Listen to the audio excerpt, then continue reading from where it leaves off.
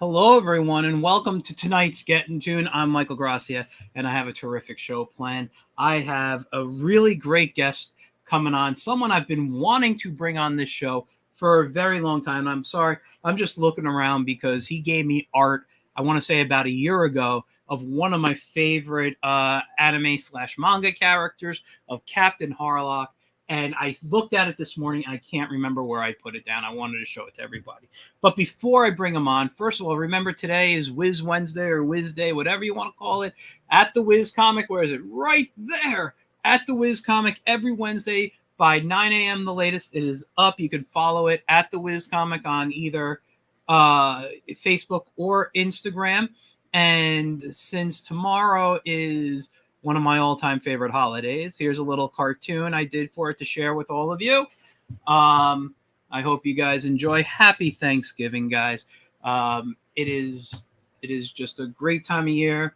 Like I said, one of my favorite holidays. And tomorrow I'm going to be doing a lot of cooking, which I'm looking forward to because that's one of my favorite things to do outside of drawing.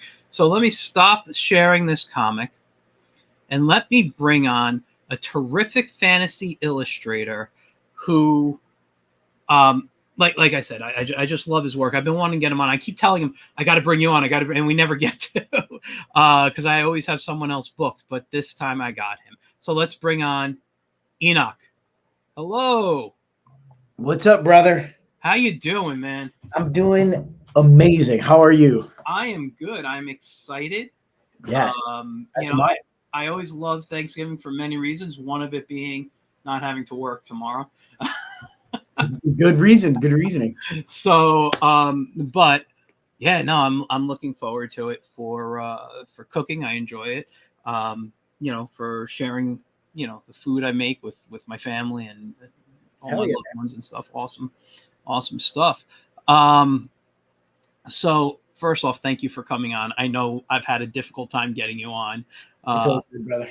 But it's a good schedule because you're off tomorrow. And I see you have a pencil in your hand, and there's a reason for that. There is a reason. I don't normally do this on my show, but I love your work so much that I asked if you wanted to do a live draw tonight. And I want you to create something while we talk. I will be doing some drawing myself. I'll draw digitally while we talk. But every now and then I'm going to ask you to stop, hold it up to the audience. If you have something that you want to, you're like, I got to share this. I love where I'm at. All right. And, but I wanted to know before we get into the conversation, do you want to do a theme drawing tonight? You and I do something under the same topic. Let's do it. I'm down for that. Okay. I was doing some little preliminary sketches because I was like, we're going to talk and draw. So let me see if I could put something on the side to see if I can just throw in, but we could do something like that too. I don't mind at all. That's what were you drawing? So I was doing a little, I wouldn't call it little, but I was doing a portrait of Solomon Kane. So, dude, I love Solomon. I mean, I could draw him too. So we could do, I'm just going to make my stuff up as I go along. You have your sketch. Yes. All right. And you could do it now. Yeah, let's get into it. First of all, I want to say hi to Dylan in the audience. Thank you for tuning in. Hello, Dylan. He's a regular viewer. And okay, so we're going to do a Solomon Kane. Yes. And we'll talk about who he is later on. Let's just get into it. Let's tell us, I want to find out about you. What got you into drawing? Who are some of your influences? Things like that. Yeah, man. I always find it funny because a lot of people I've always got that question, what got you into drawing? And I've always drawn ever since I can remember. I've always liked doing it. I remember doing my first ever drawing I can seriously remember was this real, I probably was like 4 years old. I did a drawing of Tony Stark, like a little head and his box body, little arms. And I remember thinking to myself when I was 4, having like, wow, this is really conscious of the idea of that. Wow, I really like doing this. And I just want to keep drawing it because I was reading. I wasn't really reading because I was 4 years old, but I was looking through the Doom Quest comic Okay. where Iron Man and Doctor Doom end up going to Camelot and having to fight with Morgana Le Fay and meet King Arthur. And I was just so ecstatic about that as a kid, just seeing that imagery.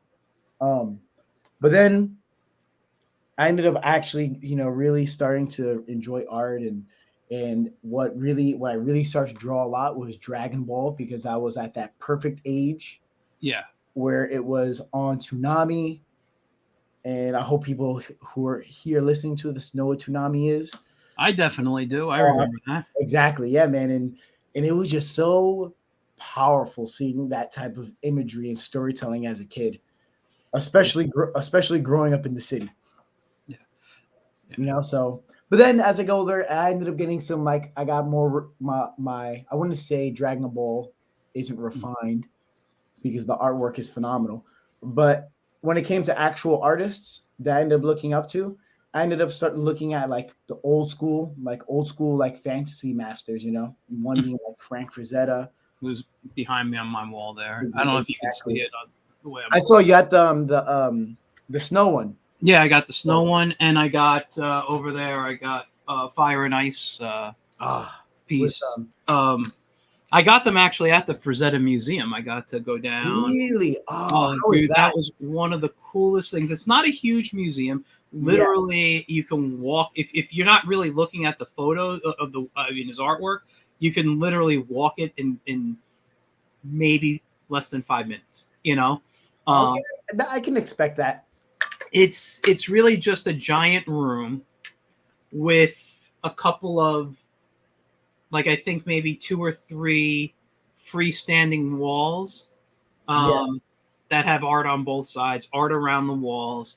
And then they basically took his studio, his easel, his chair, and placed it in there so you can see how he worked and what his studio kind of looked like.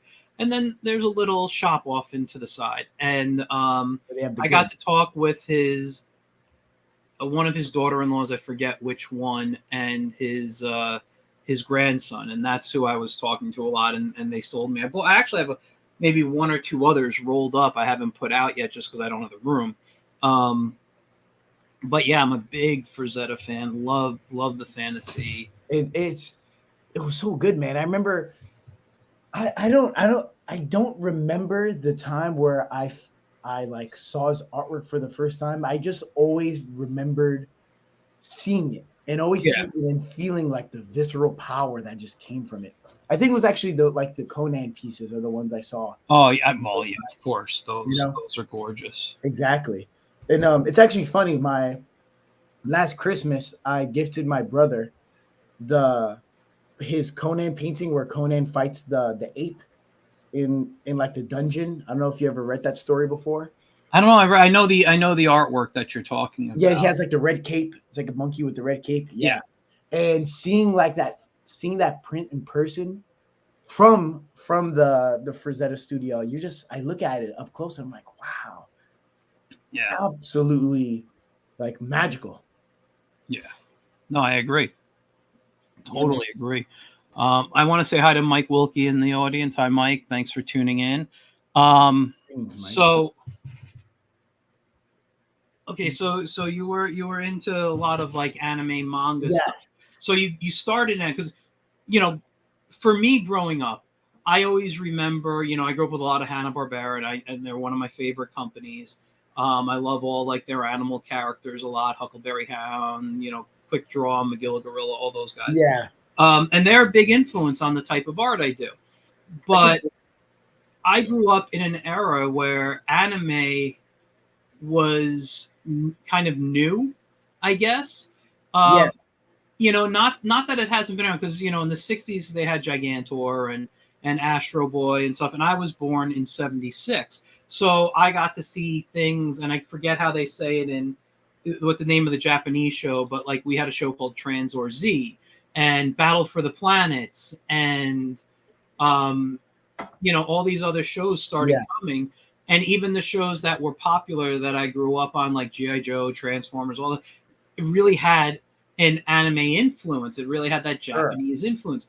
And I didn't even realize until I probably hit sometime in college that I'm like, oh crap, anime has a much bigger influence in my art than I thought I did, than I Yeah, thought it it's had. funny. Mistake me if I'm mistake me. Correct me if I'm wrong. Yes, hilarious. I believe a good portion of the studio for the real Ghostbusters was Japanese. That could be. I don't know. I'd have to look into that. Um, Like but I remember seeing some names when it came to like the some animators yeah. that doing were also doing some series for Gundam, and they were doing work for the real Ghostbusters as well. Well, I will say this. Animation has been outsourced in this country for a very long time. I mean, we can even go back to like in the 60s, like with Bullwinkle. I Yeah. believe that was sent to like Argentina Really? to have finished. Filmation was the only company that kept everything in America except for their Zorro cartoon, because they were. I remember watching watching a video or reading an article about that they had that just for time that was the only thing they ever sent overseas, and that's why it sometimes doesn't look as good as some of their other shows, because the animators had trouble telling the black, how to outline a black costume, Yeah. and so it sometimes on the screen he looks very muddy, and it's just like a black blob Yeah. almost in some parts. So Hanna-Barbera sent stuff out, everything. So a lot of, from what I understand, a lot of like the key shots were done here, and maybe even some of the breakdowns, but all the in-betweening and all Yes. the Or like main grunt animation, work. yeah, was sent overseas, and it still kind of is. So by the time we hit, the 80s, the 90s, everything was done overseas. Yeah. And that Don't you unfortunately, you know, oh, is what it is. that can lead to a deep hole.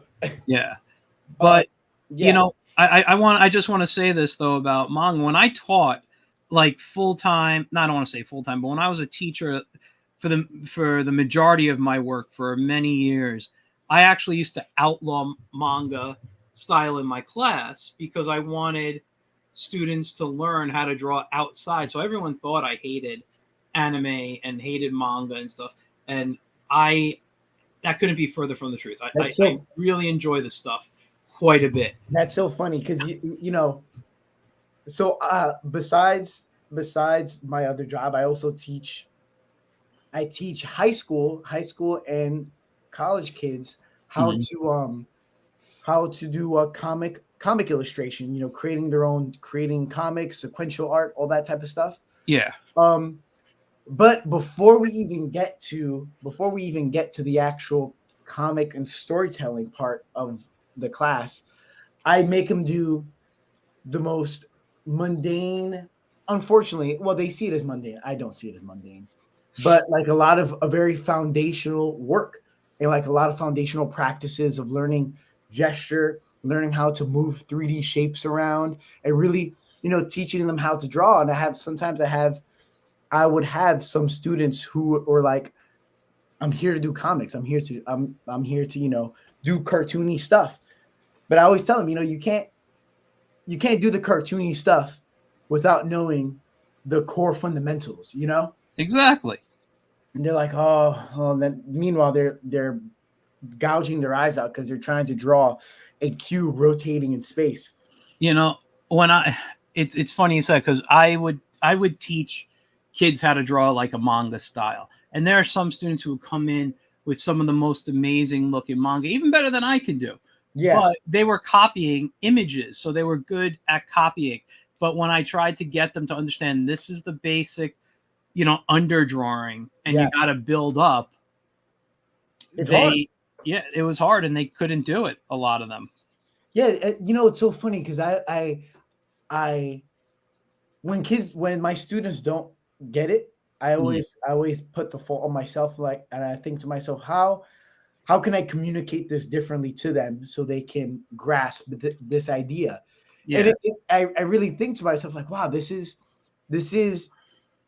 pretty hard for them to this can be pretty hard for a regular person who wants to draw, because you can learn you can learn how to draw someone like Fred Flintstone. You see these quick patterns that you can do really fast, and you're like, oh, Yeah. I drew Fred Flintstone, but you can only draw him one way in like 30 seconds, and that's all you can Yeah. do. But can you actually, have the character live on a piece of paper? It's a completely different, Exactly. skill. Yeah. Yeah. It comes down to really understanding what you were saying, moving shapes around, and Yeah. you know. And as some people, I have an artist friend, we always joke around about it because we talk about these things, Yeah. and we always say, man, people, if there was like a fly in the room listening, they would probably think this is the most boring conversation.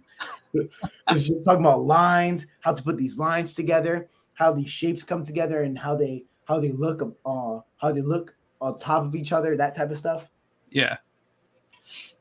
But but I think I feel like that's what made anime and like manga so interesting to a lot of youth, is because like its design was so unique, Yeah. especially as time went by compared to like the usual Western work.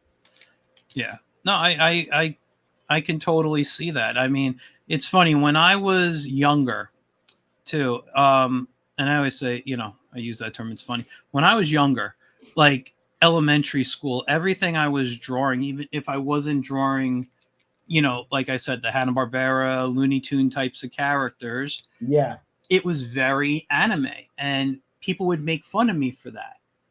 And then the 90s came and there was this big anime boom.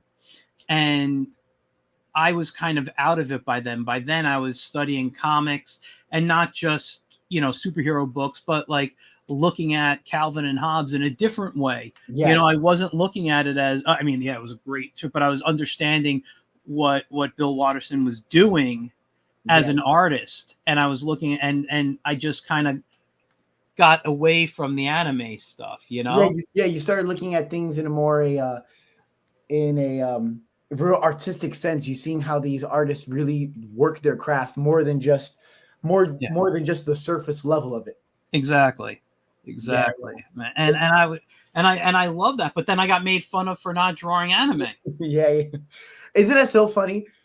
It's especially now, like, so when I was growing up, when I was in I would say my adolescent years Yeah. into preteen, because when I was becoming a teenager, anime already started reaching like its popularity. People like more than just like the weird person in the corner was getting into anime. Yeah. Now it's completely different. Everybody loves anime. But when I was around like 10, 11, 12, even younger, it would my brothers, my uncle, we'll go through lengths to get like tapes, like find maybe some DVDs or VHS tapes of certain shows, and I'll be the only way to see it or watch it. If you missed it like on Toonami, it was over. You have to either wait the next day or the weekend to see it. Yeah. Yeah, no, you're right. I mean, I didn't watch a lot of Toonami, because that was, to me, a lot of Dragon Ball. I did get into, and I believe it was on Toonami, I did get into Full Metal Alchemist on there. I loved the first series. I never watched anything that came after that. Yeah. But the new one's even better. the first thing I can honestly say I watched that was a movie, like an anime movie, not just a show, but an actual movie. Yeah. Was Lensman, and I fell in love. That was the movie that made me really fall in love with anime. I don't know if you ever saw it. No, but I never even heard of it. Okay, Lensman is based on a book. I don't know if they're in public domain now, but a lot of people say it was the basis for Green Lantern. So but Green Lantern, like Hal Jordan Green Lantern, when they Okay. revamped it, because the Alan Scott is really more like Aladdin, having a magic lamp granting him Yeah. powers type of stuff. Um, and what it was they had this disc, and it landed on their hand, I believe. I think some people may have had it in different spots, but it was their weapon. It was like where the energy shot from, where things happened. And the books came out, if I remember correctly, they were pulp, like in the 20s and 30s and 40s, like they were pulp books. And It was around for a long time then. yeah, so Lensman was a very popular thing. So the people who ended up creating comics, I mean, look, we can look at Solomon Kane. I don't know if you spoke to him, but his story was around forever. Yes. Tarzan, Zorro, all these, Like classics essentially. yeah, all these things. Pulp was huge, Yeah. and a lot of the superheroes, like Doc Savage. Yeah. If we didn't have Doc Savage, we wouldn't have Batman. We wouldn't have Superman. They're so closely based on Batman. Superman and Batman are so closely based on Doc Savage, with Superman also maybe having a John Carter type of, like John Yes. Carter from Mars type of Yeah. thing. Because it's the reverse for him, where when John went to Mars, he had all these great abilities, but he's from Earth, and Yeah. where Superman was an alien, comes to Earth, now he has all these great abilities on Earth. Yes. So it was like a reverse. But Doc Savage, the Man of Bronze, Superman's the Man of Steel. Doc Savage. Wow, never put that together at all. Yeah, look into all this stuff. It's amazing the history that we get to see in here. And you mentioned Frazetta. It wasn't until Frazetta that we saw Conan as a barbarian. It's Like true, if you look at the old book covers, he was almost like a Roman soldier. Yep. Or something. So there's all these different interpretations, and we It really takes I feel like a certain age of something. Like for example, like we were just saying with Conan, like people don't know of it until there's just this one person who does a new rendition of it and completely brings it to life in a completely new way, in like a fresh breath of air. Yeah. No, it's really cool. And all these heroes, I mean, they're living today still. Yeah. I mean, a lot of the pulp characters people don't know about, but I mean, the superheroes that were inspired by them are still living today to us. That energy has shifted, but the essence is still the same. Exactly. Yeah. So that's like some of the things that I get excited about when I look at like classic stories, classic books, and I'm like, oh, how can I use it? And I'm a big supporter of public domain. So, I want to see a lot more public domain make a comeback. We're drawing Solomon Kane right now, but like I was very upset his movie didn't do as good as it should have, because I would have loved to have seen more of him. You know? To be honest, I never got the chance to see the movie. I always knew of him, but I recently read his the collection of his stories. Okay. And I was like, wow, this is such a cool character that I feel like has been left behind in time, but it has been extremely influential at the same time. Oh yeah. But no one's really going to mention him being influential. They're just going to take certain traits about him.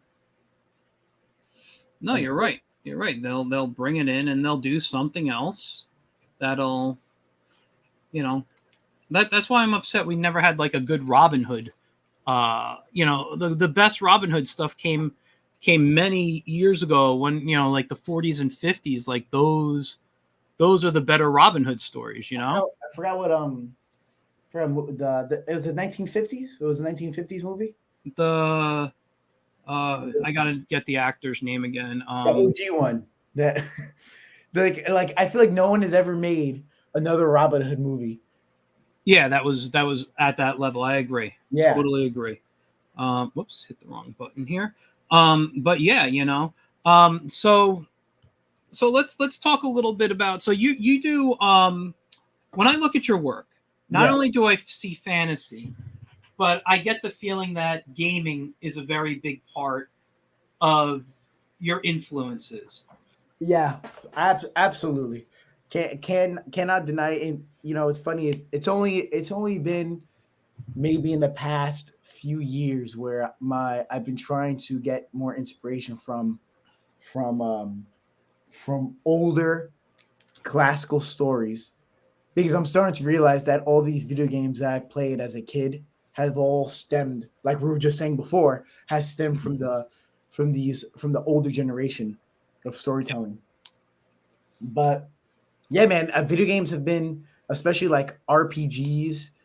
Uh, Now, are you talk when you talk about RPGs? Are you talking like D&D, or are you talking like a video game I'm RPG? literally video game RPG. Okay. So I would say around like there's like a certain genre of RPGs that are called JRPGs, or like they're just Japanese role playing games where they would they would tell phenomenal stories, absolutely great, beautiful stories, and you would do like battles in the game, Uh-huh. where you'll pick your move, you'll pick your attack, you'll defend, you'll use your magic or whatever, and you fight the villain or you fight the monsters, the creatures, all that type of stuff. But as a kid, I used to eat them up mainly because the stories were great and the characters were cool. Yeah. So you had things like Final Fantasy, or like Chrono Trigger, or like Dragon Quest. All these different um all these different games that had the same playing style, but also told really beautiful stories with beautiful artwork at that. And Yeah. as a kid, I used to eat them up. I would rarely hang out. I would kind of be borderline shut in, borderline, where I'll just play these games. Mm-hmm. After I'll play them, I'll open up like a marble notebook and Mm-hmm. start drawing these guys, and start going to town. Especially, and it was usually Japanese because I was influenced by a lot of anime and manga. And I Yeah. was like, oh wow, this is what I was influenced, and there's video games that have that same look. And so, and it was also at a time where these video games were pixelated. They were very much pixelated. Yeah. They didn't have too much detail, so you really had to use your imagination to see what these characters were doing. And I used to love doing that. I used to love looking at box art. When I was a kid, I played a lot of, I grew up in the era of Atari coming in, the 2600, then moving into computer, desktop thing, Yeah, having Nintendo, then Sega. I never did the Super NES, but I had friends who had it. It was yeah, just so like gaming became a big, I don't want to say a big part of my life, but the box art to me was more fun than a lot of the games. absolutely. And like especially like the Atari, I have it somewhere in this studio. I don't know where it is, but it's like the art of Atari thing. It's just like the box art. Oh, that's Um, cool. and I wish I knew where it is right now. I'd pull it out and show it to you. But I loved it. Yeah. I loved that book. Um, I mean, I still do. I just haven't looked through it in a while. But you'd see all these great designs, and then you get this little pixelated crap, you know. Yeah, it's Um, true. But and it's that box art, man. That yeah, box art brings the magic out. yeah. I mean, I remember when I first got Bionic Commando for Nintendo, and I just kept seeing he's that guy has the blue vest Yes. with the red pants and yellow stripe, and he's swinging back with his bionic Uh, claw, and I'm just like, Going how many? forward, right? Swinging. Yeah, he's swinging. He's got like a gun or something, and Yeah. I'm like, oh my god, how awesome is it? I don't know how many times I drew that box.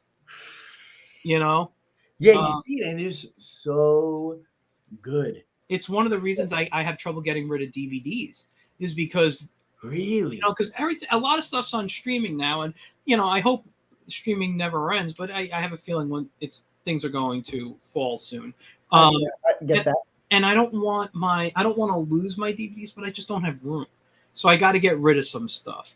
But I know when I pop a DVD in, I like to hold the box art and stare at it, you know, and years ago before they got cheap with them and they would come with little books and all those bonus stuff, DVDs were like Dude, the coolest thing for me. dude, that was like so. It's like the video games around in the generation of like the PS2 Uh-huh. or even the regular PlayStation. They would you buy the game and you have the actual box in your hand Yeah. and you feel how heavy it was. Yeah. And you'll see that phenomenal artwork, like the series Metal Gear. I know the series. I never played it, but I know the series, yes. Phenomenal series. Probably I would say probably the best video game series of all time, but that's for another conversation. Okay. But for Metal Gear Solid 2, it had the main character. The artist's name was Yoji Shinkawa, I think, and it's pure brushwork, almost like calligraphy. Oh, wow. The main character holding a pistol, looking at you, and the brushwork is so beautiful with a red stripe running right behind him. And you look at that cover, you're like, wow, this is so badass. I cannot wait. Cannot wait to play this. Meanwhile, the box feels like it's 10 pounds because the booklet inside is so thick. And it's going to be filled with so much info about this game. You can't wait to read it. Nowadays, you just buy it. I mean, people don't even buy it anymore. They just buy it on the system. Just press one button and they get the game. I know. And that's great too, in a way. But I don't know. It's not as fun in my opinion. I agree. Yeah. For me, I stopped playing games around 18 years old, and I'll tell you why. I got my first job in the industry at 18. Oh, nice. And I grew up in a town called Mahopac, New York, and about 45 minutes away is a town called Terrytown, which is, for you people who love Halloween, is next to Sleepy Hollow. Anyway, there was a small gaming company, like educational software, back in the 90s. So they would make, games that would be burned on CDs and get sent to schools and things like that. And I was a concept artist for them in the beginning. Like my first job there was to design some characters and some backgrounds. And then eventually, because I knew the software they animated in was to animate, I found the behind the scenes so much fun that I just got tired of playing games. So I didn't play games anymore. But I love watching, like when I met my wife, I had a PS2 and a GameCube, and we're going back to 2005 when I met my wife. Yeah. And those were given to me by an ex as a gift, because she was like, when you need to relax, let's play, play some games. Yeah, sure. And that's why she gave them to me. Anyway, I just never really got into it. So when I met, my wife and we got serious, I said, here, she loved games.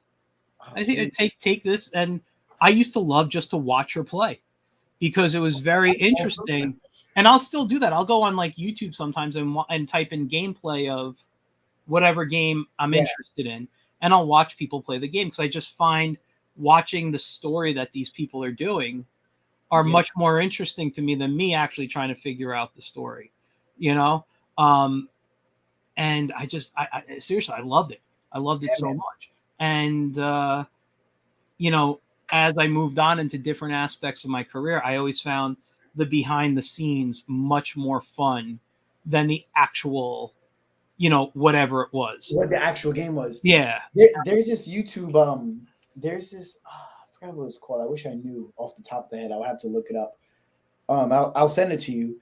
But it's a documentary. This guy does documentaries on Nintendo and the behind the scenes of like the making of certain Mario games and what the programmers, had to do, what their thought process was, and their actual videos from back then in like the early 90s, where you have these Japanese guys sitting at a computer, sweating with their shirt and tie, Yeah. coding, doing all this stuff to try to get Mario to like look right.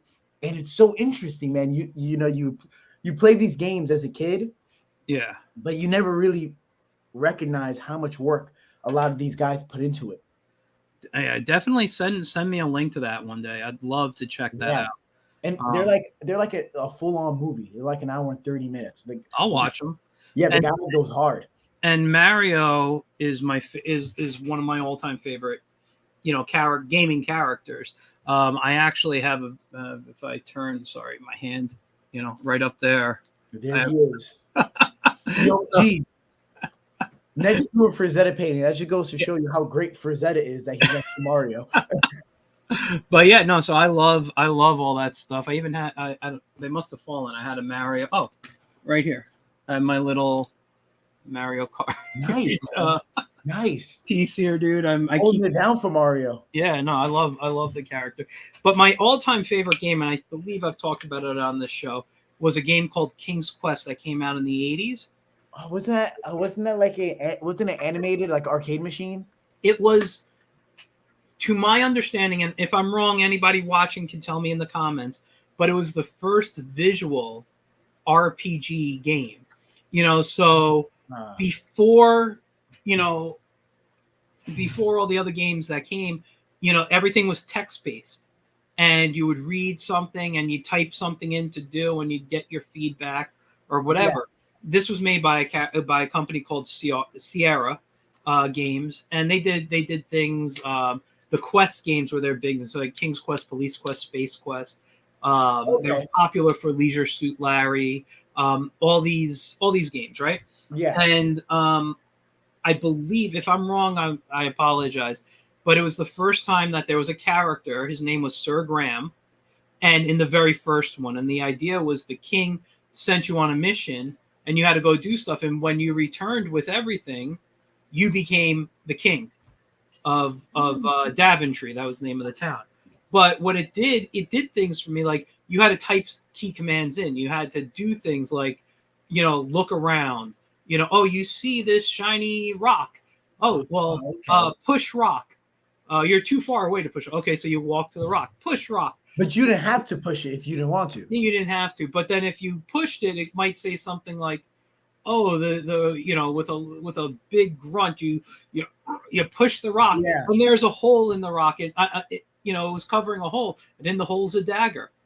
Well, get dagger. Okay, well now you get the dagger, and you go off, and you just get these things, and you have to. I love that type of stuff. Yeah, but it taught me how to type fast because I had to do things. And then I found sometimes using the keyboard, arrow keys were easier to move around occasionally than using a joystick, because you might have moved too fast with the joystick. Yeah. In a little slip, you would fall or whatever. So it was a very. What year was that? Oh God.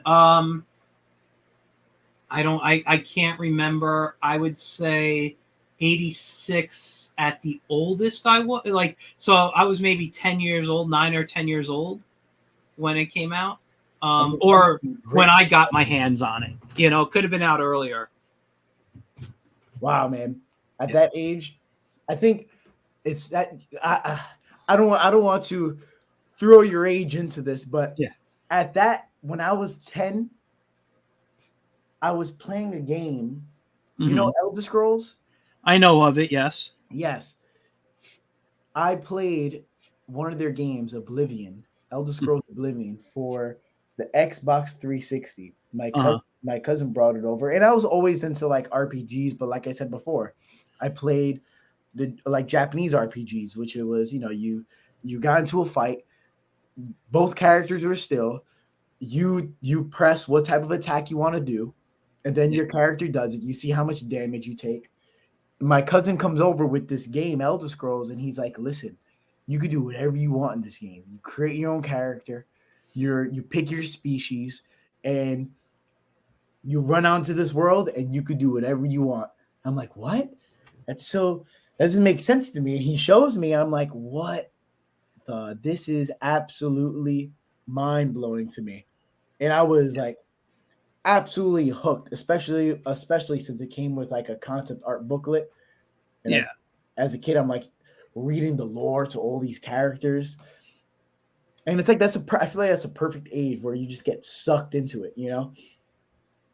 Yeah, no, totally. I agree. It's like also I think it came out before it, but I had the Dungeons and Dragons cartoon as a kid, and which I don't know if you've ever seen. I know of it. I never got a chance If to see you've it. never seen it, you can find episodes on YouTube. It's one of the few 80s cartoons that outside of a few type of jokes I really think still holds Oh, strong today?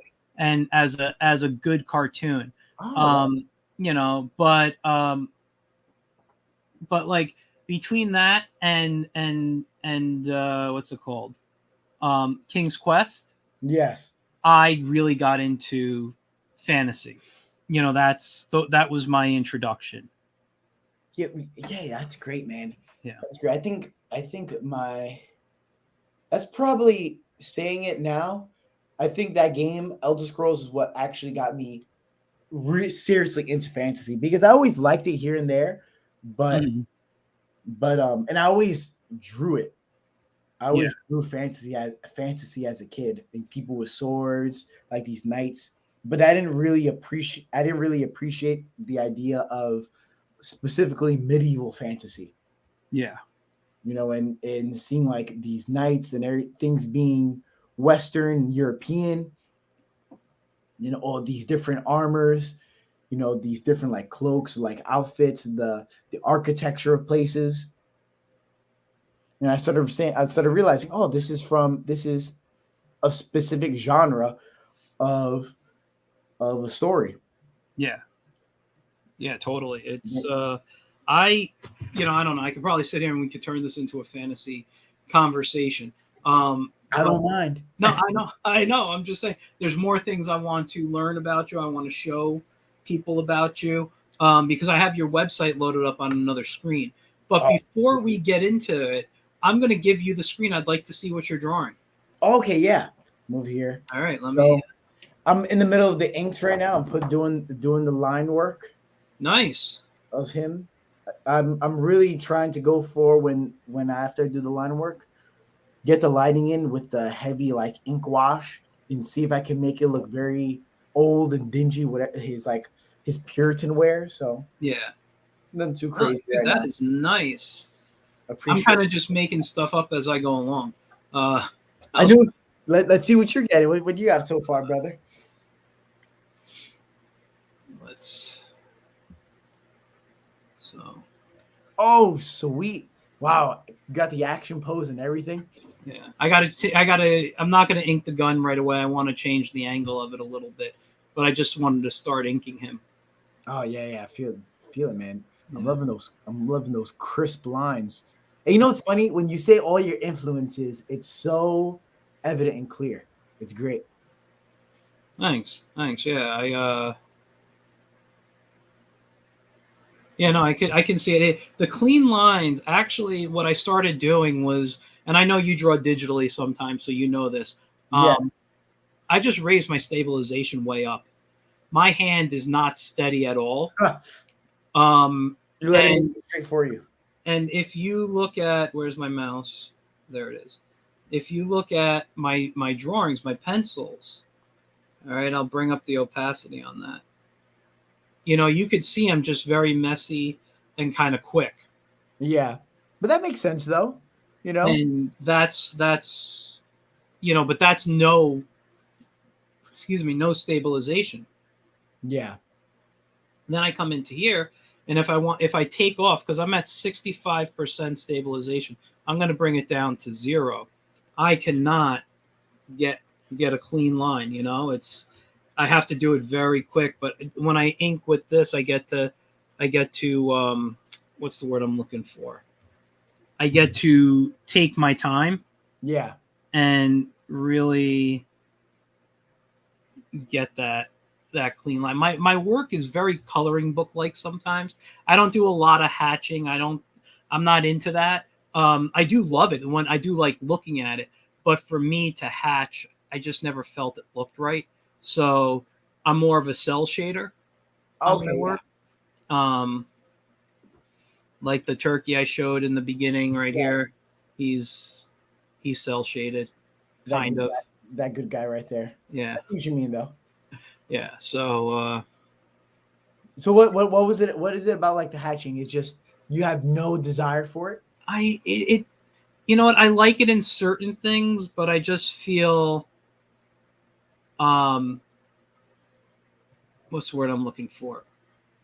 I feel it uh takes away um from it. So like if I was like I added a couple of lines in there for his nose and Hmm. even under, but if I was to say, and I'll do it in his hair too, like I'll come in and come Yeah, in with something like that because I feel that should be hatched.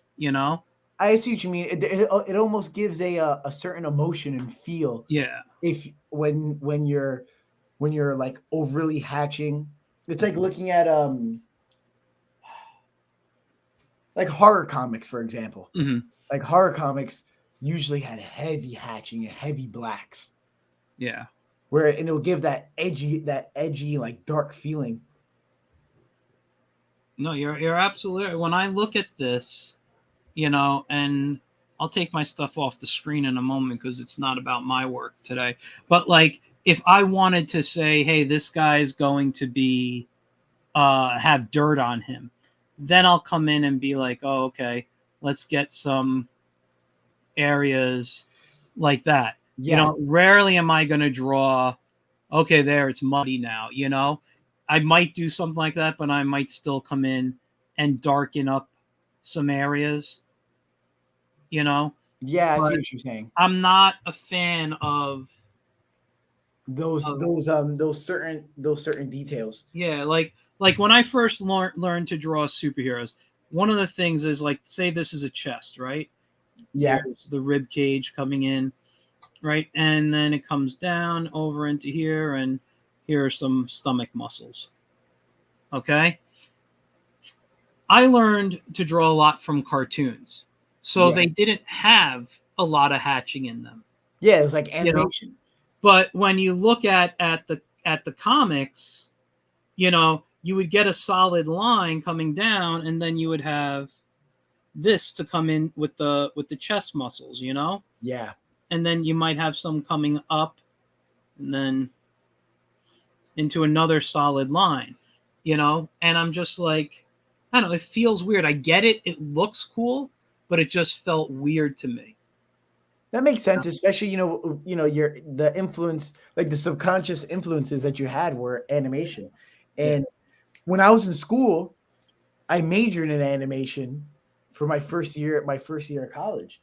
And I Really. yeah, and I said absolutely not. And I am not doing this at all anymore. The amount of the amount of drawing I had to do, and I love drawing, but the amount of drawing I had to do for just something so simple, especially since I love doing those hatching lines. I love putting creating a lot of emotion and drama and depth with line work. Yeah. Trying to do that in animation by myself, Oh, it was anxiety 24/7. I was like, I can't do this. I can't do this anymore. And you you know know, what's funny? it's My funny. yeah, For me, I love that stuff. I could sit and if I opened up something like I have Adobe Animate on here right now, I yeah. could sit and animate like all day and love it. Me, I'm going to bed. Uh, I can't do it, dude. I just want to say, Dylan's asking who the character is, and his name is Solomon Kane. You can look him up. He's a really Yes. cool They character. call him the Puritan Cavalier. Yeah, it's I might stop drawing because I'm just enjoying talking right now. But you continue doing the art. Um, okay, so you Yeah. got into gaming. You had that as an influence. You had Yes. oh god, so you have anime. You have this stuff, and you were talking about fantasy and what got you into fantasy. Yeah. I on video games, just got me into fantasy, and I just really I really just started kind of like delving into like traditional fantasy after when I started hitting like the teenage years. Mm-hmm. I started learning more about like Lord of the Rings or like Game of Thrones. Um Especially since the Game of Thrones like show was out when I was a teenager, Mm-hmm. and I was like, oh wow, this is like the same stuff that I like, and I love I love playing, I love looking at. So I was like eating that up, and it's my older brothers who also loved fantasy would like kind of show me some things here and there. And then there was one thing that absolutely completely maybe dive bomb into it, and that was Berserk. Mm-hmm. I haven't seen that yet or read it yet, but I hear it's awesome. Dude, I'm gonna tell you right now. Uh, So this is what the creator said. And I thought it was so interesting. The creator of Berserk had an interview, and the interviewer asked them what were your two biggest influences for Berserk, and mm-hmm. he said Conan the Barbarian and Tim Burton. Interesting. And I was like, whoa! I'm like, what an interesting duo to put together to have as your major influences. Yeah. And it's so when you read his work, Mm-hmm. it's clear, it's evident, it's Now let absolutely. me ask you: should I read the manga or would you prefer the anime, or do you recommend the anime? I have to be silent for a moment and really think. If you if you love you're a guy who you love both. Yeah, I do. Um, if you're going to watch the anime, I recommend the '90s anime specifically because the animation, the artwork, Mm-hmm. and the cell work is very well done, especially with the soundtrack. Um, but the manga is absolutely top tier from volume one all the way. I have every single volume right here next to me. Oh, From really? Yeah, literally volume one to volume 41, the last one. Wow. It's incredible all the way through. I have in the comments, Mr. Tiny Corn Dog says anime. So I don't know. Listen, sometimes what I'll do is I will watch an anime over reading the manga just because my schedule, and I can throw it on while I'm Yeah, working. Um, However, what that does to me is makes me stop working sometimes, and I no, just end I up get that. watching. Um, but I actually had I tend to prefer reading manga than watching anime. I Yeah, think there's something about the pacing and allowing me to control the time that I'm interacting with it yes, as opposed to the anime. Um, yep. that I like. That's sometimes why I like comics over cartoons, is because I control the pacing. That's what makes it. That's like the magic of it. I feel like the real Yeah, magic of comics. yeah, You know, exactly. and Um, there's also a lot of it that's taken out yeah, because it's so absurd. yeah, And it's like absolutely graphic, so they would not put it in the anime because I mm, feel like the studio was like, we're not animating that, we're not gonna do it. yeah, yeah. But yeah, so that show Mhm. that show and manga completely, I would say full through, changed my life absolutely, down to the actual storytelling and it being very inspirational to me and what Mhm. the characters stood for. But the artwork was absolutely beautiful, Yeah, absolutely beautiful. So from then on, everything that I've always created has always had some implication of Berserk within it. interesting. Because it's funny. You mentioned that he said Conan and Tim Burton. My wife and I actually recently, I think, it might have been last night or a couple of nights ago. I'm not a huge Tim Burton fan. Um, Okay. and I'm like, oh, well, I like it now that you said it because, and I've had this conversation with so many people. I don't know if I've ever had it on the air, but I find a lot of his movies. to just kind of be boring. Yeah. My favorite film that he ever made might be one of his most boring films, but I think the story is so good. Which one? Big Fish. I don't even know. Never. Okay, listen. Yeah. It's a story about story. That's it. It's fantastic I'd check it out. in the concept and the idea. But I think like most of his films, it tends to slow down and apart, and it just kind of you're done once it slows down. You know.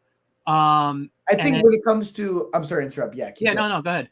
No, I was gonna say when it came to like Berserk, it's not necessarily his Tim Burton's storytelling, but more of his fantastical designs and how zany things can look. Mm-hmm. That's you can tell that's where Berserk gets like the demonry and the monster side of it you could tell he's grabbing from like Tim Burton. The storytelling is more like on the Robert E. Howard side. Okay. So that's what makes it I feel like that's what makes it wild. We got a comment from TLS Art Studio asking, so do you do traditional art, digital, or both? I do both. Usually when if I'm coloring, if I'm doing any type of like coloring and I'm making prints, I'm usually going to color in color digitally. But when it comes to my actual like pen work or line work like this, like on my website right here, yeah, it is that's traditional. Like I drew that on a piece of paper, scanned it, and probably adjusted the blacks on for the inks so it can look the way I find aesthetically pleasing. Yeah. And then I'll throw it on there. But as I've gotten older, I've kind of started to drift away from digital art because I started valuing the idea of making art with my actual, making art with your hands, digital art regardless, but actually having it here physically, I think is completely different, a completely different world. I again, another conversation I was having with someone a couple of days ago. They were asking me, how I work, and I say I mostly do digital these days, but that's because when I, was working with clients more, digital was just easier to, send them stuff. But at the same time, because my hand shakes, as I mentioned, I don't have access to the undo button when I'm inking traditionally anymore. But if I had my choice, I would do everything traditionally. I miss the days where I got to hold a paintbrush regularly. I miss the days where, I can, I have graphite on my hands from spending the whole day, drawing or something. Like I miss that tactile interaction. Never too late. Oh, it never is. I will always, 10 o'clock. You guys can hear my peanuts clock. Nice. That was fast. Yeah, I know. TLS says, hello, Enoch. I love sci-fi and fantasy too. Yeah, I What's think up, brother? Those are my two go-tos. Growing up, I was a big Star Wars fan. I'm not as much now, but Stargate is like my all-time favorite science fiction. The picture behind me that has all the different links in there. Yes, love Legend of Zelda too. Yeah. Behind it's actually Lord of the Rings. Really? I had a giant Lord of the Rings poster for the longest time, and I have one from the Bakshi animation on that side of my room. Lord of the Rings was such a big influence to me as well. But I tend to do more sci-fi these days than fantasy, although I just love. Yeah, I love fantasy. Have you ever seen? You've mentioned Ralph Bakshi, and I have to ask: have you seen Wizards? Yeah, of course. Jesus Christ, what a phenomenal film! It is gorgeous. It is everything. He did such great animation for not having the budget that other companies had. Yeah, man. And that was because he did a lot of rotoscoping, though. Yeah, but it worked. Yeah, Like, it's one of those things where, like, if you know how to do it, you can do it. yeah, yeah. If you do it right, it blows it out the water. Did you ever see? I believe the movie's called Painting with Fire. It's about Frazetta. Yes, I did. I saw it maybe like 5, 6 years ago. I Yeah, saw. I and didn't they know. I didn't know they were such good friends. yeah, I know they were talking that's and then like they talk about how he acted out scenes for Fire and Ice, like showing the actors how to do Yeah, it and stuff. dude. That dude was nuts, man. I Yeah, man. love all that stuff. What Um, I love too is that Frazetta was from Brooklyn. oh, I'm like, let's go, man. From New York. yeah. That's great. Let's take a look at your while you're working. Let's take a look Okay, at no some of your problem. Yeah. stuff here. Is this another? This is another Solomon Kane, I Yeah, think. that's actually yeah. Actually, that I completely forgot I had that. I actually want to take that down because I feel like I can do a way better version of him now. Uh huh. But yeah, that was from the Hills of the Dead story where he ends up fighting vampires in Africa. Okay. And there's a scene where they're all trying to climb up and kill him, but he's like bashing them with his musket. Mm-hmm. A great scene. But yeah, I was like, I haven't drawn him before, so I got to do a little illustration of him. Back. I'm sorry. I'm just the thing wasn't clicking right. Oh, Okay. no I'm problem. sorry. But yeah, that was essentially it. Dude, this stuff is gorgeous pieces here. Now, do from the way it looks, you're just more of like a spot illustrator, like you're not doing like comics. I mean, I know you have a comic, and we'll Yeah, talk about that if there's time, because who knows how much we're gonna we'll yeah. get to it. Definitely another time on the show, but like everything I see, it's really more of an illustrative piece Yes. rather So, than a comic. Is that something? That do you prefer to work this way? um, I prefer both ways. The only reason, to be frank, the only reason why I don't have any comic stuff online is because I I'm working on like copyright stuff, Okay. and I'm like, I don't know if I really want to put it in the endless internet. But Mm. I am currently working on a series right now. I have about 3 issues done. I'm trying to get it. I'm trying to get a full graphic novel, maybe about 120 pages within that range by the end, by around this time next year. Okay. So I've been working towards that, but I'm trying to get all like the business and like copyright and all that jazz out of the way. Yeah. Start Yeah. No, showing it. I get you. I get you. Dude, I love the way you draw horses. Those are the hardest things for me to draw. Um, Pain. They're an absolute pain, but when I feel like when you get them, I it feels love the great. perspective on this one.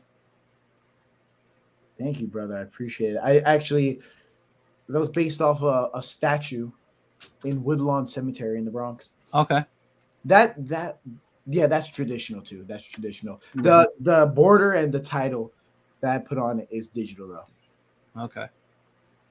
Yeah, these are just great pieces. This you did with is that like charcoal or chalk or Yeah, so I drew it with like a 6B, I believe, a mm, 6B pencil, and then I just started using chalk for the whites in the background.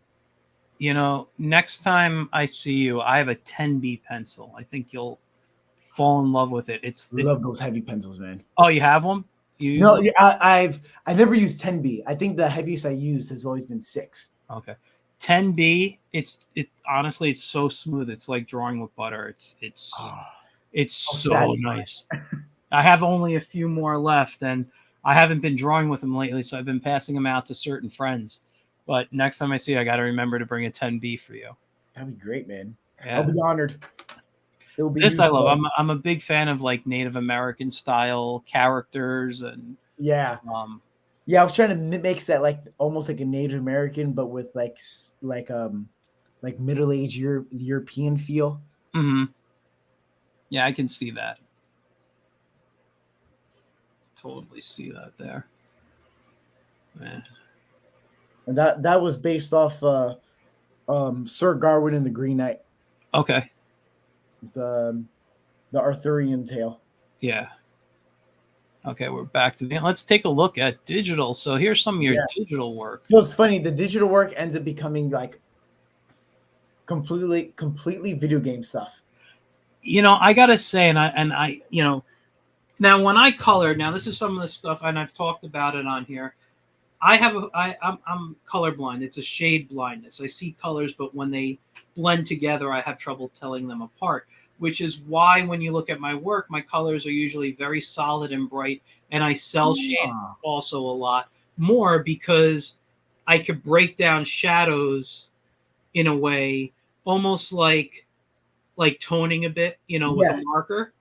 So like sometimes I'll work in grayscale first and add tones to it. And then throw the colors on top. So hold on. I just wanted to TLS Art Studio says Stargate, the movie was awesome, but didn't like the series. I'm a fan of both. I can't say I didn't like either one, but the movie did kind of change how I looked at sci-fi. I remember that was one of the first movies I saw. Was it? I forgot what time it came out. Anyway, I was sick for a while, but it was one of the first movies I went out to see after I got better. And the second you go through that Stargate, I was hooked. I'm like, this is the greatest thing ever. And I believe exactly if there was a such thing as a Stargate, the government would be in control of it and travel without telling us. Also, he says that artwork is beautiful. I love the unicorn. I agree, man. This stuff. Thank you. I appreciate it. Gorgeous. But I was looking at your website earlier, and I'm like, I need to sit down with you and have you teach me how you color, because this is gorgeous stuff. Dude, I'm gonna be honest with you, man. I feel like I color has always been the thing I've absolutely felt like I've been garbage at. Yeah. I understand that because I feel that way myself. I don't know. I just I've been more intellectual when it's come to line work and lighting, but when it's come to color, I've always just been like, oh, I'm just gonna use vibes and just vibe out with my colors. Yeah. This is great stuff right here. Just looking at it. That was based off Baron and Luthien, one of the stories from Lord of the Rings. Okay. One of the older stories. Oh, wow. Look at that pose right there. Just the muscle detail. I mean, let me ask you. So obviously you have gaming and anime influences in you. Yes. When you learned to draw, was this just through observation, study, or did you get like those how to draw anime books as a kid? And I did. I got how many did I? I really didn't have a lot of those. Mm-hmm. I had more of Ben Caldwell. Yeah. Yes, he had a fantasy cartooning book. I have that somewhere. Yeah, there's like a troll, like a blue troll, I think, on the cover. Yeah. Yeah, I had that book, and then clearly not many if I can't get them off the top of my head. I just drew what I liked. I looked at what I liked and I just drew it. And I did a lot of martial arts when I was younger. I used to exercise a lot.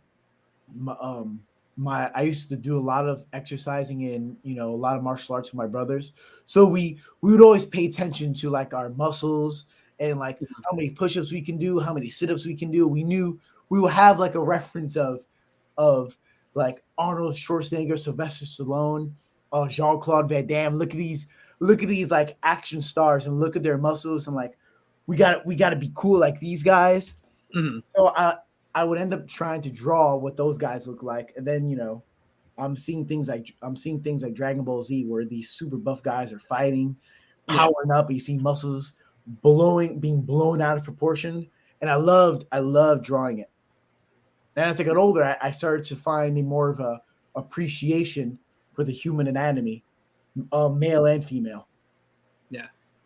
No, definitely. I think that's interesting because, I have a lot of cartooning books, but I collect them. It's more of I don't, I used them when I was a kid. I Yeah, don't use them now. I use them a lot when I taught because I have different things for um, different types of kids I draw. for sure. I teach, drawing to, and so I still just keep them, and I have a whole shelf and whatnot. But yeah, no, I find it fascinating when people have specific styles, you know, and, Yeah, and sometimes I never like the term style because I think I draw differently almost every time. I don't think I even my whiz I've said I've drawn off models so many times in the comic and other characters. It's just as long as it looks like them, I don't care. yeah, Um, yeah. You can recognize him like, oh, yeah, it's that's what it's matters to you. so.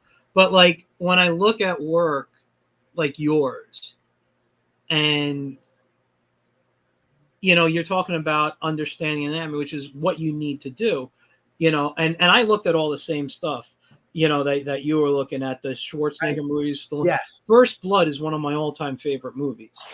I, I, Peak flick. yeah, I don't know.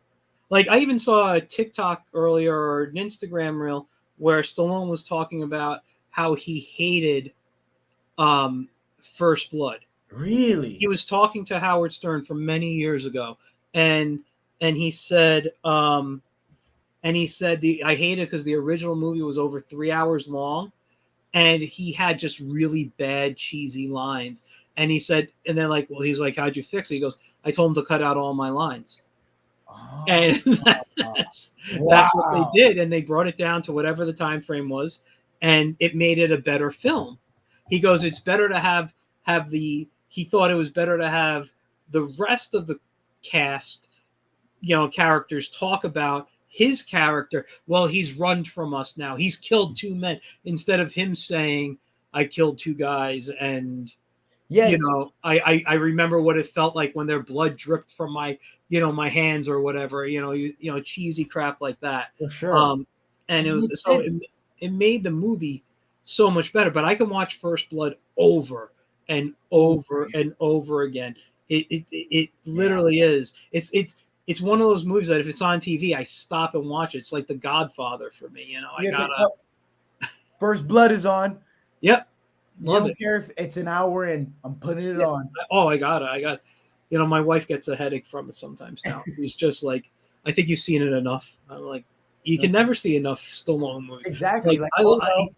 he's, even though I grew up, watching all that stuff, Van Damme and Schwarzenegger and stuff, Stallone, I think, is my favorite action hero. Dude, I was just about to ask you, who Yeah, would you put as the top one? I And think it's Stallone. yeah, dude, I I mean, agree. I'm loving all his Expendable movies. I know he's got everybody in there, but those Expendable movies are great. Yeah. Um, you know, I was thrilled, even though it's not Stallone, it's Keanu Reeves. John Wick, man, they brought back the feel of those classic, Yeah. action blow 'em up movies. I still haven't seen Absolutely. the fourth one, but man, Fourth one, I'm a heavy John Wick guy. I yeah, love John Wick. I love the fourth movie. I feel like the fourth movie, they already, it's so they already know what they are. They know what yeah. they are. Well, They're supposedly there's supposed to be 9 movies. I heard. Yeah, and apparently they're going for it. I'm Yeah, like, okay, I'm like, they got my money. I mean, yeah, I'm watching it. I don't care if it's garbage. I'm gonna see it. So yeah, it's great, man. I agree completely about the action. I love it, but that's why I think like when I do my poses, even though this isn't my best action pose that I have, I tend to do more. I don't like them just standing in a spot. I do a stand in the spot when I first like design a costume, Yes, but after that, gotta bring them to life. yeah, I can't do anything where dude. I'm looking at this. I do not have the patience to draw everything you just put in that thing. How So, long did something like this take you? so I actually have a little short story about this. Go for it. I made this for a dive bar in Brooklyn. Okay. They were having a rap show, Mhm. and the guy hits me up and he's like, "Hey, I need a poster. He's like, I met him through a friend of mine, and he was like, hey, yeah, I love your art, blah blah blah. I need you to do I want to commission you for a poster. And this is why I just started doing commissions. So I had no real idea on how to price myself. Mm-hmm. So I was like, yeah, I'll give you some drafts of certain ideas and you could pick whatever you want. And I forgot what the drafts were, but this was one of them where I had this idea where you have the Brooklyn Bridge in the background and you have all these demons trying to climb up at this rapper who's rapping on top with a stereo. And he's like, oh, I love that one. I'm like, okay, great. I'll do it for $50.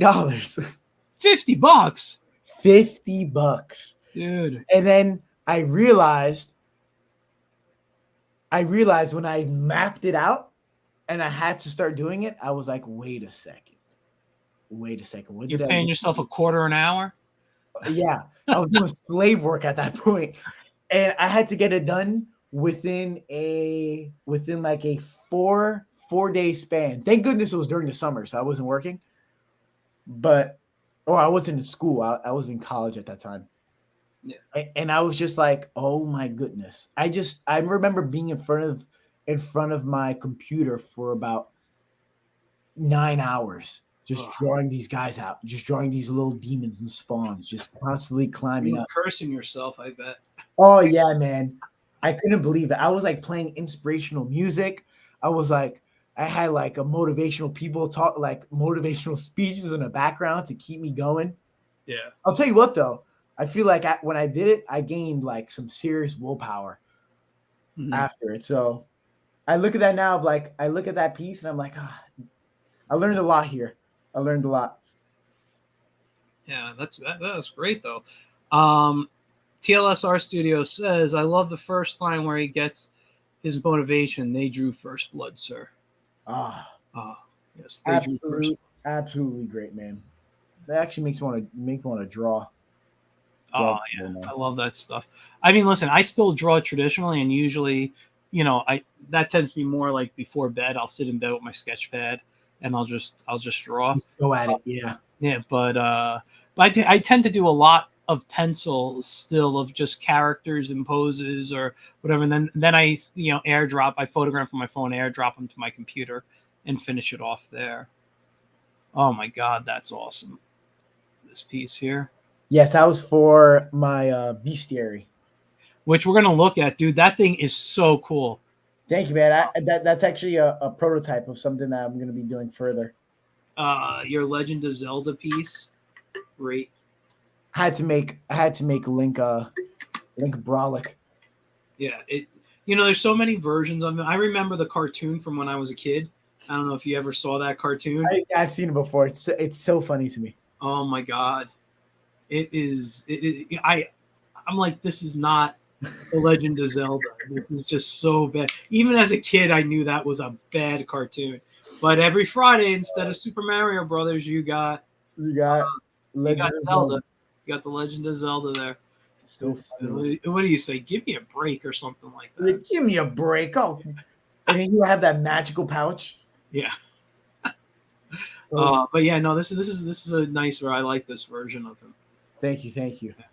Dude, the coloring on here, like I can tell it's in the red family, but I can't Yeah. tell you what red you've used. Dude, What? me neither. I can't tell you. But I'm like going. I always do it purely like instinct. yeah, I wish I had a better sense of color. Here's a little comic piece in a way. Yeah, Nice. I love this pose at the end here and the lighting you're doing. I love how he's dark, but the sword's lighting up some stuff around him, and there's just little hints of light from the sword.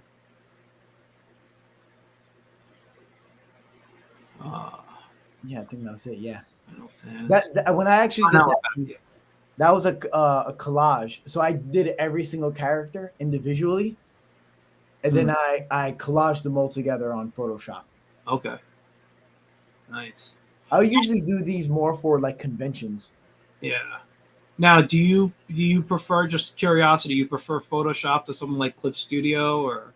I not really. I think I I'm a little conservative when it comes to those things. Like, oh, this is what I know, so I'm just gonna keep using it.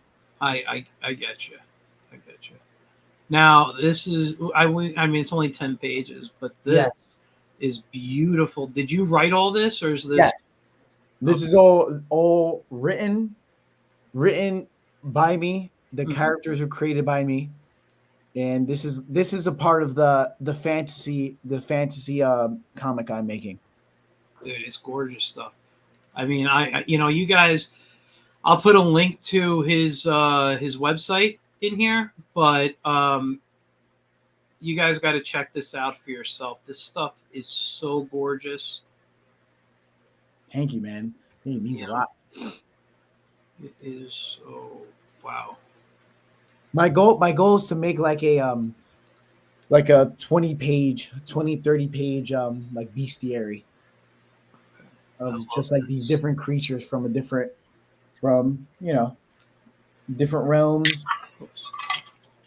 worlds. Oh, God. It's always been the most fun I've had. I feel like when you're making creatures and monsters, you can go as hard as you want. You don't really have to worry about beauty too much Yeah. in a way. You know what I mean?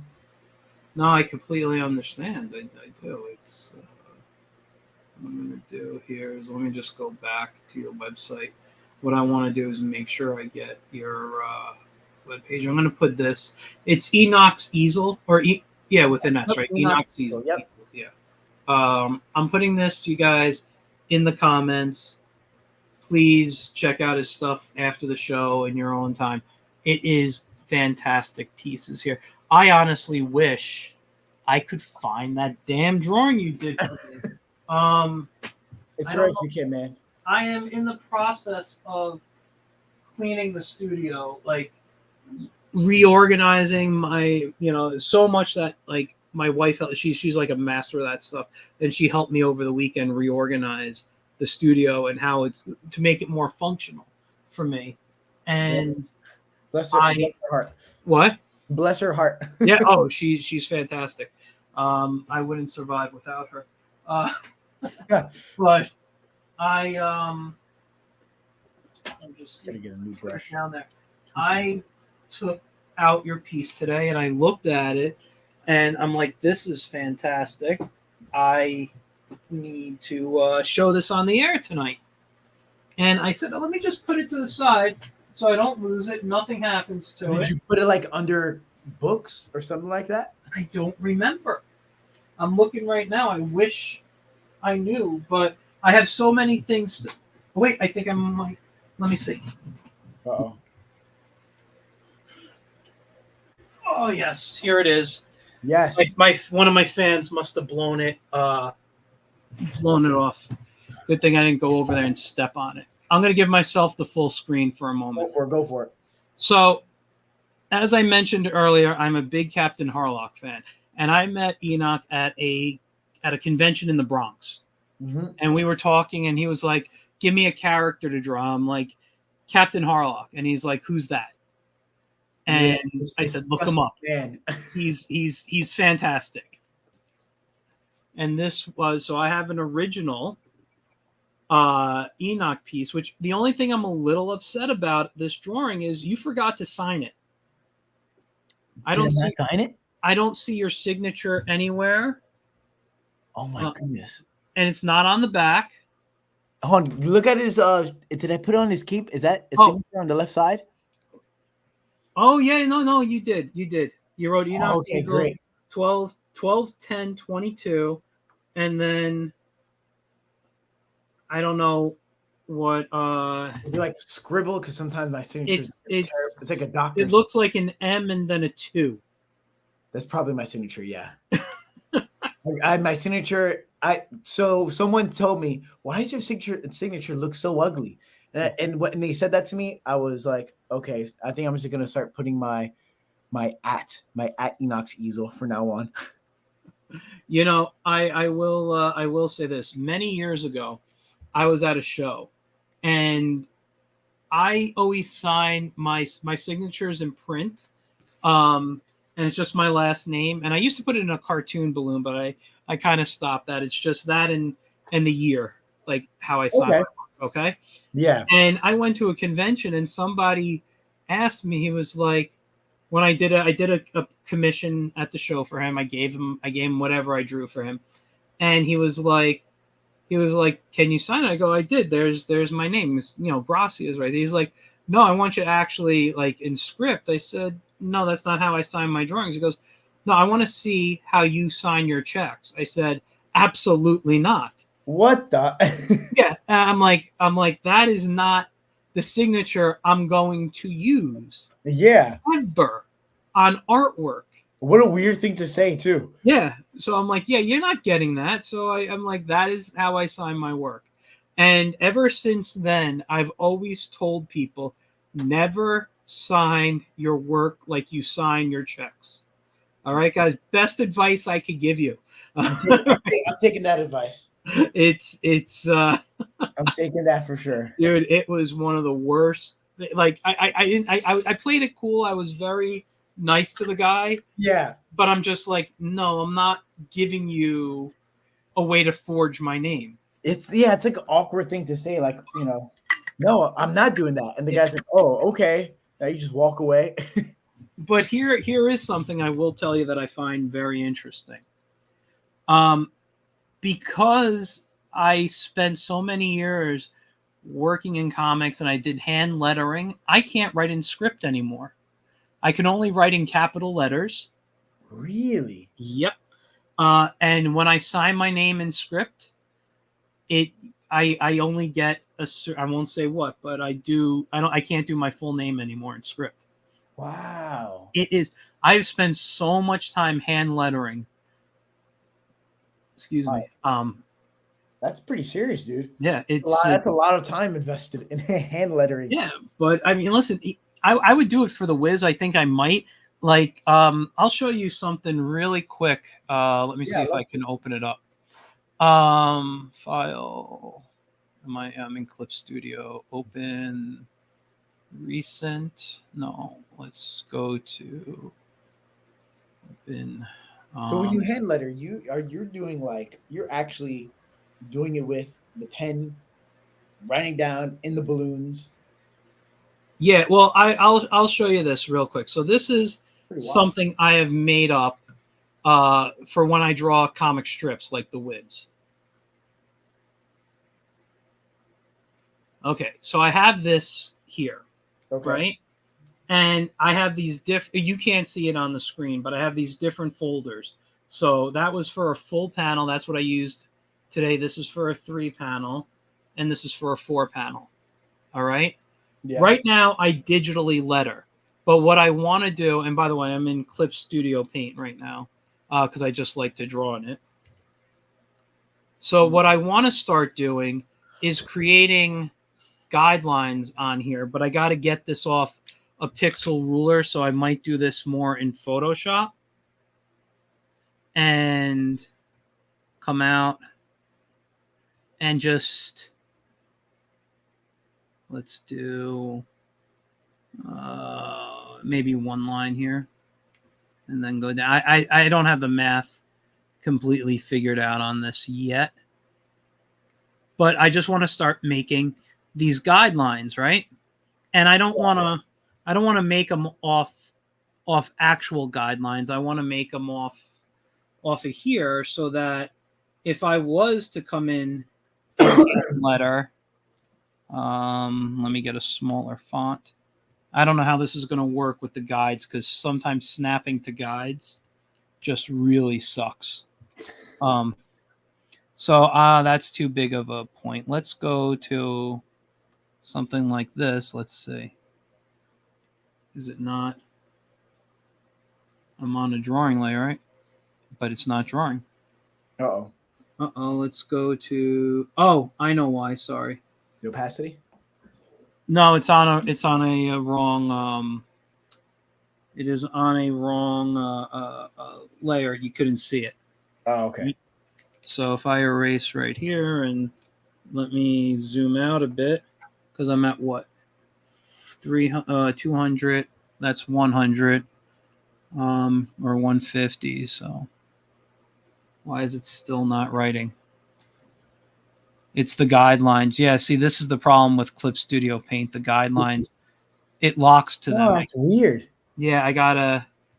Let's Wait, so see. you would use the guidelines to write the words in between so Yeah, you can have like the proper like let me size? see. Yeah, Ah. nope, that's still not. I'm trying to remove some of the snaps in here.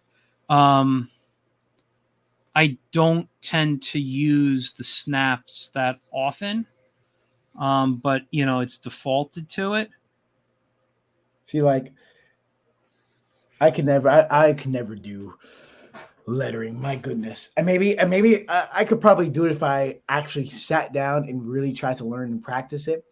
But Yeah, that's no, another thing I don't think the patience in me will be able yeah. to do. I just don't know. But basically, why is? Oh, I'm sorry. It's my keyboard a little bit. So if I haven't hand lettered in such a long time.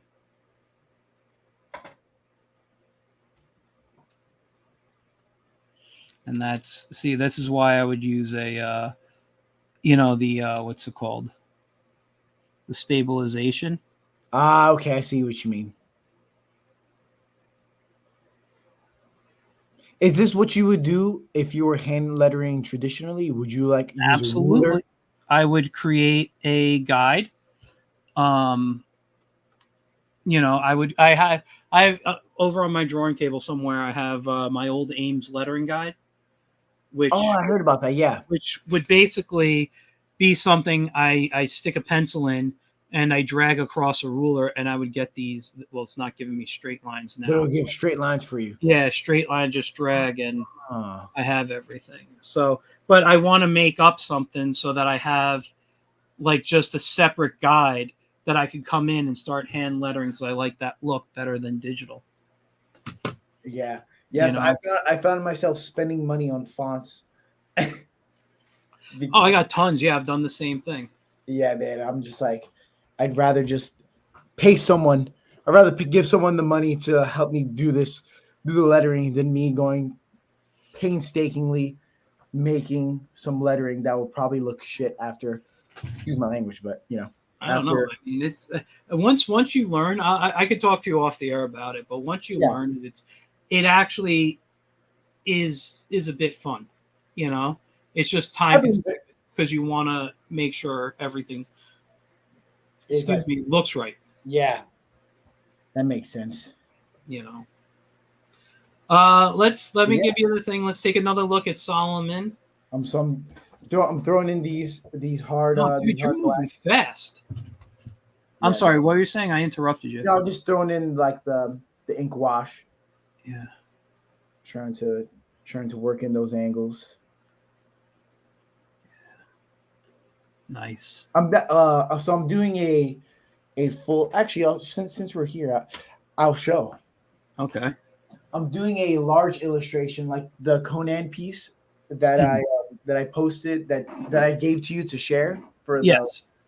the ad. I'm doing Mhm. an 18 by 24 piece of Solomon Kane. Wow. But like you're in the eyes of like a pirate that he's about to kill. Yeah. So you're like the pirate on the floor, and he's like kind of like absolutely nervous that he's about to get murdered. Yeah. Yeah. Yeah. Solomon Kane. And I'm gonna have like almost do like a beach, like a dirty beach in the background. Mhm. Have some boats there. See if I can put it all together, make it real, make it nice. Yeah. Yeah.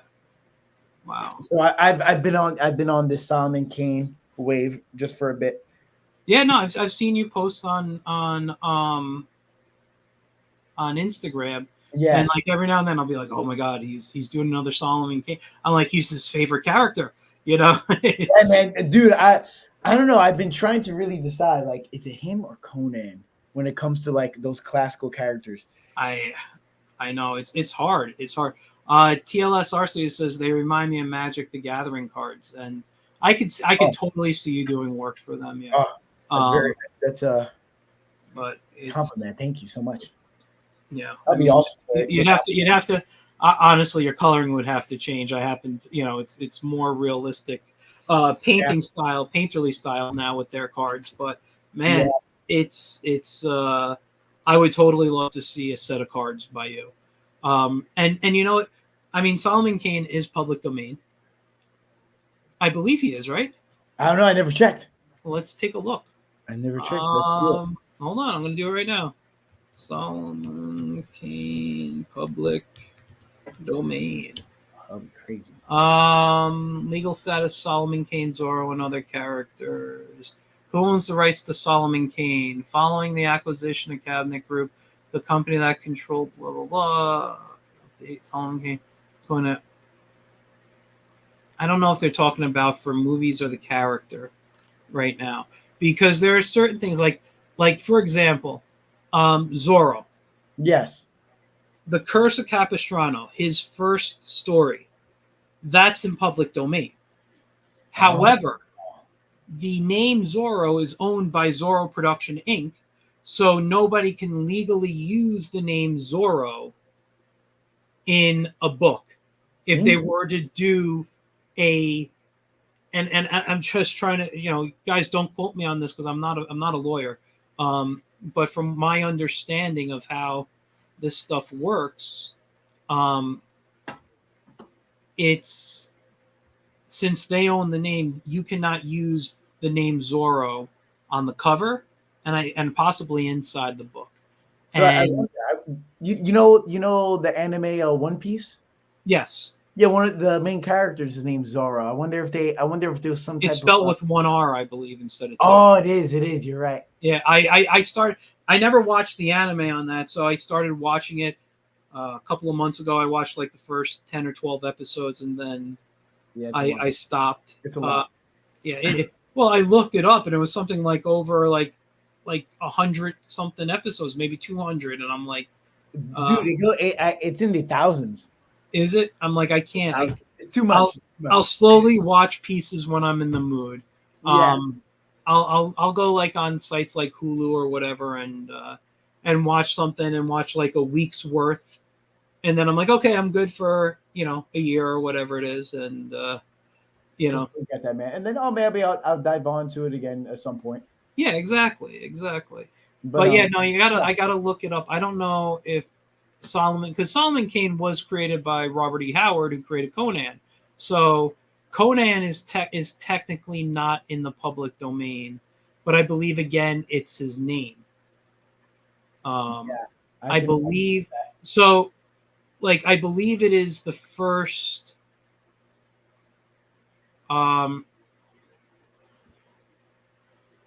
Okay, this one says here.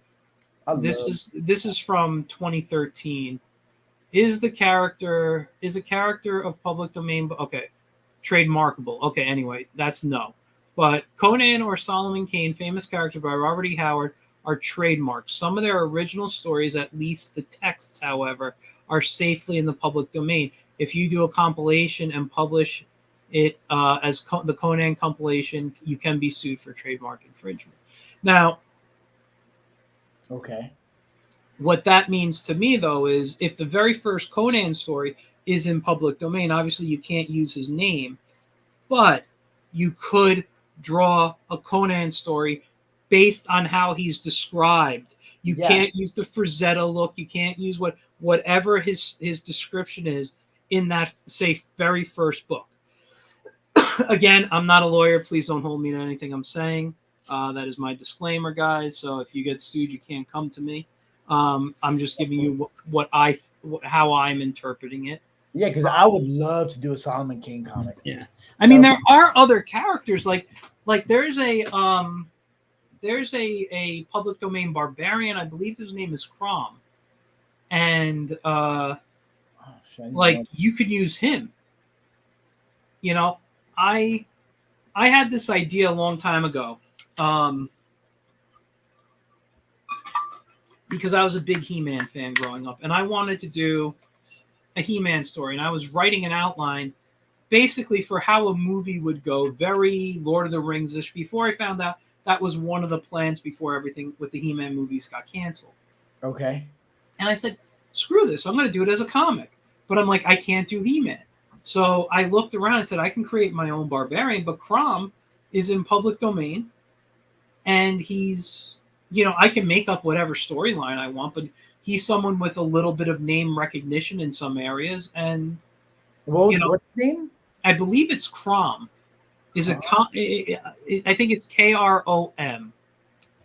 Like what they say in Conan. Yes. Yeah. I'm just looking it up right now. Oh no, it's Crom. Crom the Barbarian. And I'll just give you a quick